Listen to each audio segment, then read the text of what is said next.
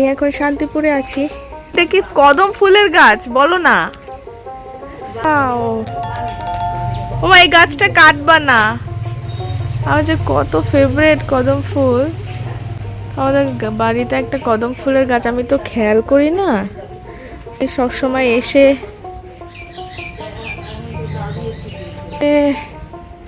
আসি আর চলে যায়, ভালো করে চারদিকটা ঘুরে ঘুরে দেখাও হয় না। এখানে দেখো কত সুন্দর গাছের লঙ্কা হয়েছে। এই দেখো অতিক্রম করে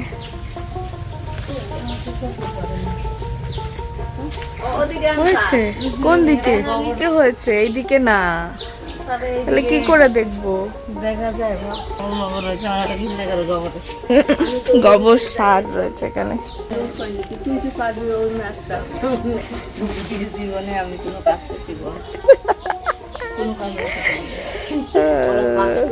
কদম ফুলের গাছটা কিন্তু সেই হয়েছে, এটা কাটবা না বুঝছো, অনেক ভালো মোটা হয়েছে কিন্তু।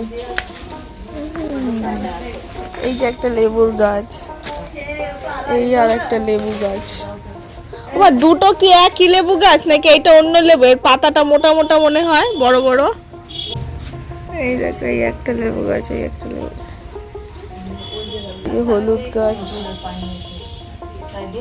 ওইদিকে হলুদ গাছ হয়েছে, লঙ্কা, এখানে আম গাছ আছে। এখন আমের সিজন না, কিন্তু হ্যাঁ আমের সিজনে আম হয়েছিল খুব ভালো। আর এই তো চারোদিকে তুলসী গাছে ভর্তি হয়ে আছে। এখন এই সময়টা প্রচন্ড তুলসী গাছ হয় আমাদের এখানে। একটা বড় ইয়ে ছিল, সেটা কেটে দিয়েছে। আচ্ছা, এই কিছু কিছু গাছ আমার খুব ফেভারিট, মাকে বলি না কাটতে। মা এই কদম গাছটা কাটবে না, আর এই যে কামিনী ফুলের গাছটাও কাটবে না। এই যে একটা কামিনী ফুলের গাছ। বাবা এইখানে কত ধরনের পোকামাকড়, বৃষ্টি গাদা হচ্ছে না, হচ্ছে বাবা ডগাগুলা।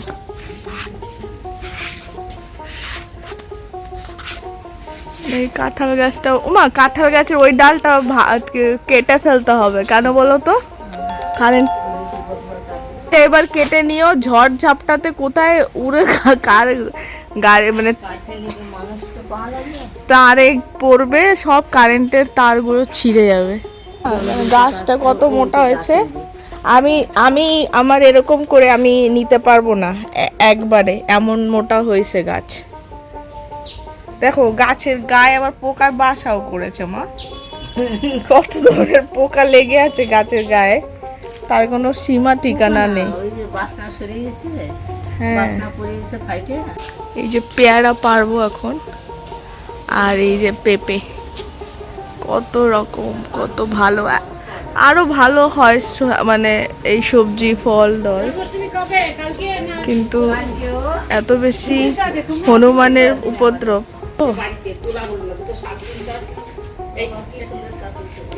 সব মায়ের বন্ধু বান্ধবরা এসছে। এই যে এই তো ছিলাম, এই সব হনুমানরা খেয়ে খেয়ে এরকম রেখেছে।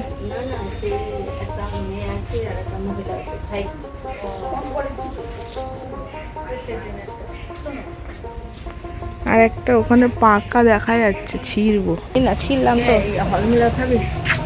না, তুমি খাও। 1 2 3, এই দেখো, বাহ খুব সুন্দর তো পেকেছে।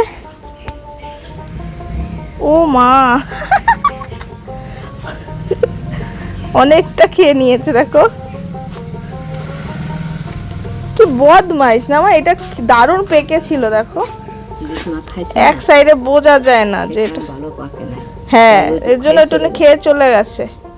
কিরকম শয়তান হনুমানরা, খাওয়ার মতন হয়েছে কিন্তু এটা খেয়ে ফেলেছে অলরেডি, নোংরা নষ্ট করে ফেলছে। মা এখন মানুষ খুঁজছে। কেন খুঁজছে? আমাদের ঘরের পিছনে কলা গাছ আছে, সেই কলা গাছে কলার বড় কাঁদি ধরেছে। হ্যাঁ, আর হনুমানের চোখ পড়লে তো শেষ, তাই ওটা ঢেকে রাখতে হবে। আর তোমাদেরকে দেখালাম এই যে পেয়ারাটা, এটা এরকম ভাবে ছিল, গন্ধ আসছে পাকার, এরকমভাবে ছিল, আমি বুঝতে পারিনি। যেই নিচে পড়লো, যেই দেখলাম দেখো কি করেছে এখানে। মানে ফল ঠল গাছে কিছু মানে থাকে না, প্রচণ্ড হনুমান, প্রচণ্ড মানে এই ফলটা তো মানে পাকা গেলে ও খেতে পারতো, কিন্তু মানুষও খেতে পারতো। এমন পর্যায়ে রেখেছে না নিজে খেতে পারলো না কাউকে খেতে দিল। এখানে শাক সবজি ফল গাছ মানে থাকে না কিছু হনুমানের। কালকে মা বিস্কিট চানাচুর অনেক কিছু এনেছে, আমি এসেছি বলে আমি এগুলো ভালো খাই, আমার যেগুলো ভালো লাগে সে বিস্কিট ফিস্কিটগুলো এনেছে, চানাচুর এনে রেখেছে, বারান্দাতে রেখেছে। এই দরজাটা বোধহয় বন্ধ করেছিল কি করেনি আমার ঠিক জানা নেই, না করেছিল বোধহয়। কিচেনের জানলাতে যে ছোট্ট ইয়ে থাকে গ্রিলগুলোতে থাকে না, গ্রিলের ফাঁক থাকে, সেই ফাঁক দিয়ে নাকি হনুমান এসে সব নিয়ে চলে গেছে। আমি তো শুনে অবাক, মানে কি করে সম্ভব সেটা, তাই না? হনুমানের বডিটা তো অনেক বড় হয়, তো সেই ক্ষেত্রে এই গরুর আওয়াজটা কোথা থেকে আসলো বলো তো? আমাদের মন্দির আছে বাড়ির পাশেই, সেখানে গরু পালায়। তোমাদেরকে দেখিয়েছিলাম কোনো একটা ব্লগে যে মন্দিরে আমাদের গরু পালে, গোয়াল আছে, তো সেখান থেকে গরুর আওয়াজ আসছে। তাহলে আমাদের এই চত্বরে তেমন কেউ গরু পালে না।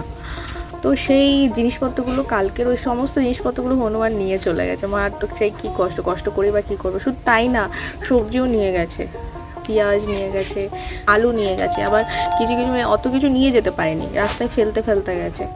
তো বিস্কিটগুলো ওরা আর ফেলেনি, আলুগুলো কিছু পড়েছিল, মা আবার পরে এইখানে ফেলে রেখে গেছিলো, মা আবার তুলে নিয়ে আসলো আলুগুলো। অত কিছু নিয়ে যেতে পারিনি। এবার আমি না দিদিকে জিজ্ঞেস করছি যে দিদি কী করে সম্ভব, মধ্যে যে মানে যেই ফাঁকাটা থাকে সে মধ্যে দিয়ে কি করে একটা হনুমান ঢুকতে পারে? তখন দিদি বলল যে ওরা কি করে ছোট ছোট যে হনুমানগুলো আছে যেগুলো মানে সাইজে একটু ছোট, সেগুলোকে পাঠিয়ে দেয়, আর সেগুলো কি করে ওরা নাকি পাস করে, মানে জানলা দিয়ে ওরা খাবারগুলো নেয়, নিয়ে পাস করে। সবাই তো ভাবে দরজাটা মানে সব কিছু বন্ধ, কোন দিক দিয়ে হনুমান আসবে অত খেয়াল করে না লোকেরা। ছোট হনুমানগুলোকে ভিতরে ঢুকিয়ে দেয় যারা সাইজের ছোট, আর ওরা খাবার টাবার যা পায় তা ওই জানলার থ্রু দিয়ে পাস করে, মানে পুরো মানুষের মতো। মানে সমস্ত মানে জীবজন্তু অ্যানিমাল সবাই তো ইভলভ হচ্ছে। আমরা এখন ভাবি যে ওরা এত কিছু ভাবনা চিন্তা করে এগুলো মানুষের মতন কি করে করতে পারে, নিজেদের সার্ভাইভালের জন্য, নিজেদেরকে সার্ভাইভ করে রাখার জন্য ওরাও ইভলভ হচ্ছে। ওদের মধ্যেও না নানা ধরনের বুদ্ধি আসছে, ওদেরকে তো খেয়ে বেঁচে থাকতে হবে, তাই না?